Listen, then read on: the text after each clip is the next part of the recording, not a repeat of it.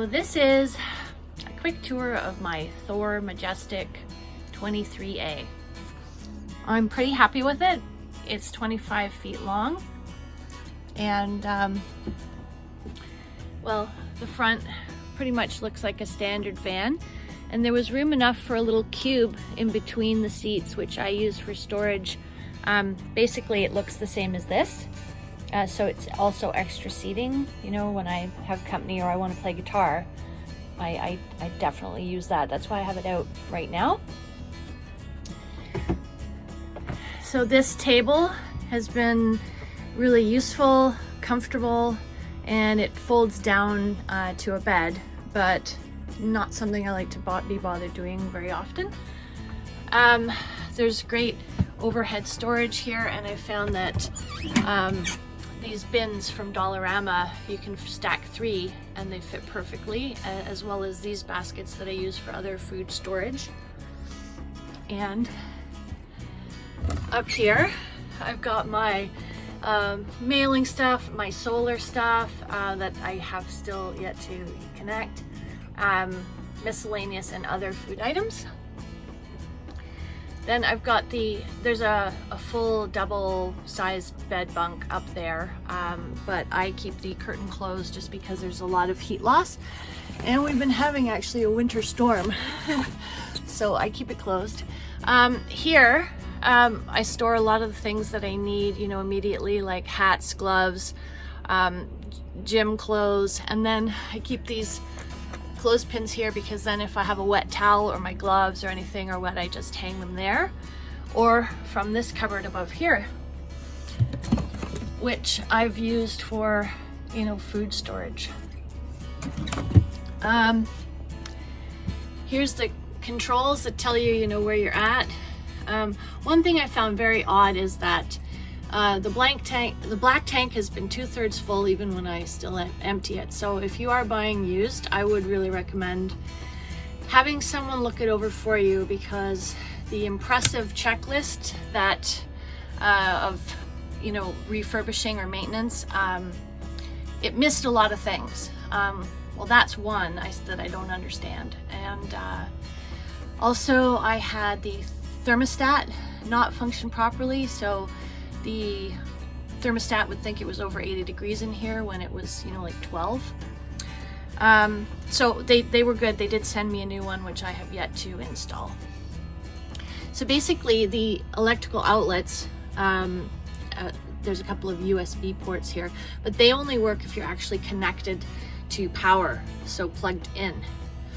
Other than that, I'd say that's the only thing about the electrical that was a bit troubling for me, is that there was not an outlet that runs off of the 12-volt system.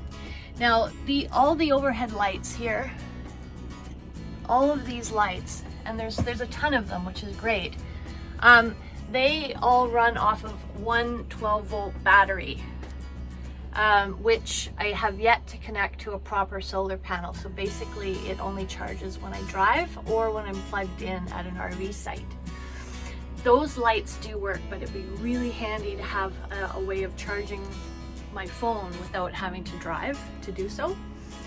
Fortunately, I did have some solar capability from my off-grid property. I use a Jackery 160, and that's basically how I was charging my phone and my laptop. Was I would charge up the Jackery when I was driving, and then I use that for my power when I was not actually connected to a hookup.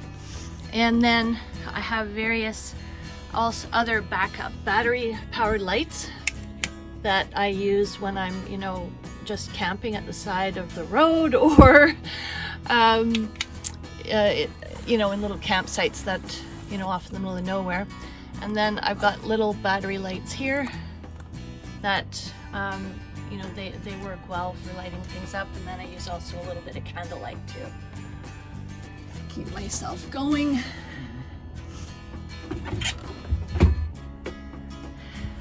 So this particular cube, it actually fits in this. So there's this little area here, and I think it's about a 15, yeah, maybe a 15 by 15 kind of cube. fits perfectly under there, and as well as with the garbage, but then pulls out for extra seating. So that's great. Really happy with my 3-burner stove. And these are for like baking. This is like a cookie sheet, one of those silicone cooking sheets. But what it does help is keeping things from sliding around too much when I am in motion. I mean, there's a lot of this stuff here that I would, you know, obviously I would put the pots and pans away when I'm driving.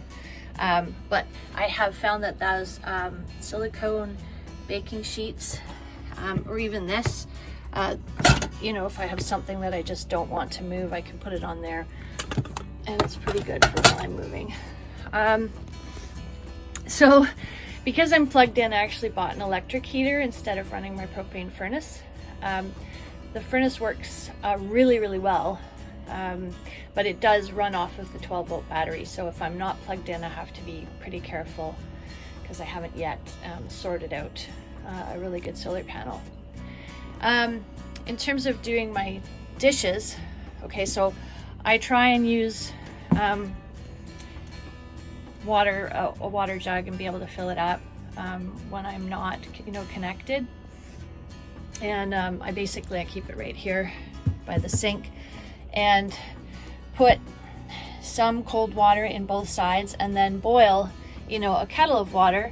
So I maybe use, well, I mean, I can wash all my dishes with about 2 liters of water, and it works out really well. So in terms of space, well, this is something, my cutting board has been really great. So I take my cutting board and my spare cookie sheet, and I can actually convert my stovetop into extra counter space. You know, obviously move the pots, but that's one way of extra counter space. And then also, when I'm doing dishes, I put the cutting board here with my drying mat, and then I will actually put my little collapsible dish tray, you know, right there. So it's super handy for getting the dishes washed. That's one thing about living in an RV is, you know, that everything is multi-use. Like, you have to figure out how things work and fit together. My fridge and freezer so far has been great. It runs off of propane and a little bit of the 12-volt battery when I'm not plugged in. I think it runs off of hydro when I'm connected. I'm not entirely sure, but I've been here since January 24th, is now February 14th, and I've hardly used any propane at all, in spite of, you know, cooking and heating up water every day, because I actually haven't tried my hot water tank yet. Because I don't use it often enough to justify the energy expenditure. So it's got a good closet. I found these bins at Canadian Tire that fit perfectly, and then a couple of the Dollarama bins, which help me use the space. And that Lululemon bag is for my laundry. There's drawers here that I have yet to find a purpose for. A good size utility drawer here. It's long and it's fairly deep.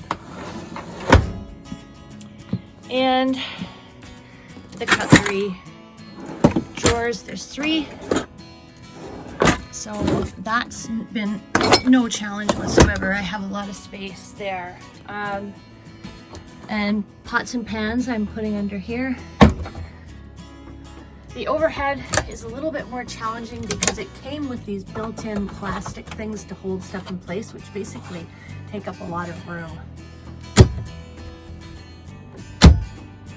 This overhead storage is something I have not yet used, except for when I'm sitting up in bed. I tend to use it as a shelf for my drink, or over here, you know, just to reduce the risk of spilling.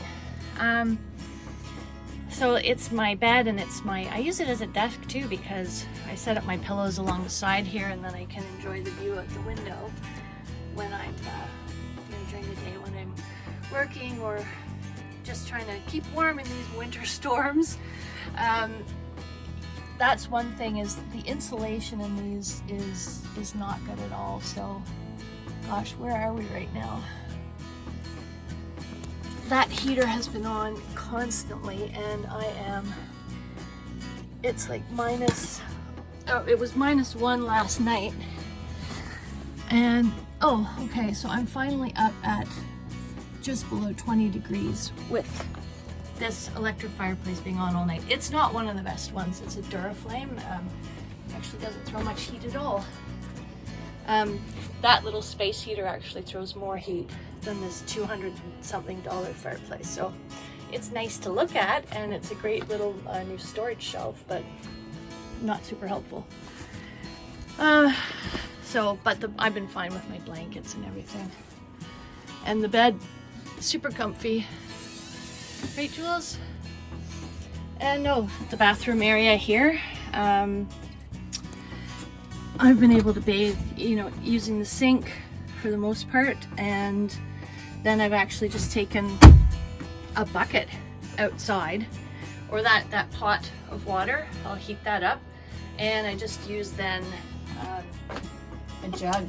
I've used like a jug to wash my hair. It's worked out really well.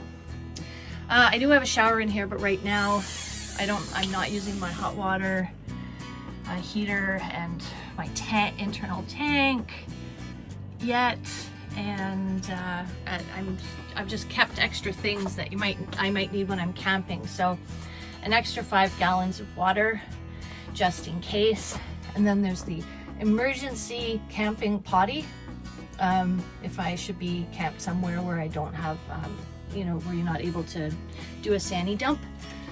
And I don't put any paper down, and I add extra water in the morning in anticipation of the number 2, which I find helps keep it clean, and then I just spray with bleach.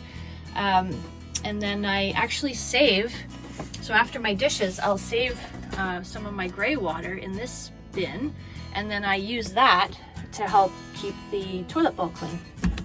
So I try not to waste resources, especially when I don't know when I'm going to find fresh water again, or be able to fill my tank, or get it from a river, etc., etc. So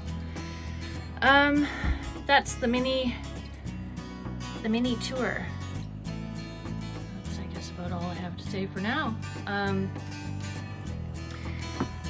I really like this. I really like this RV. I'm very happy with the choice. Of course, things like the microwave, they only work if you're plugged into power. So the only thing I would say is, yeah, it would be better if it was there was at least one outlet to charge phones off the 12-volt system. It would be better if there was a plan in place to add there's some little mini solar panel. The specs were unknown, and it's supposed to just trickle charge to keep the battery from going completely dead, but it's not enough to actually charge it for usage.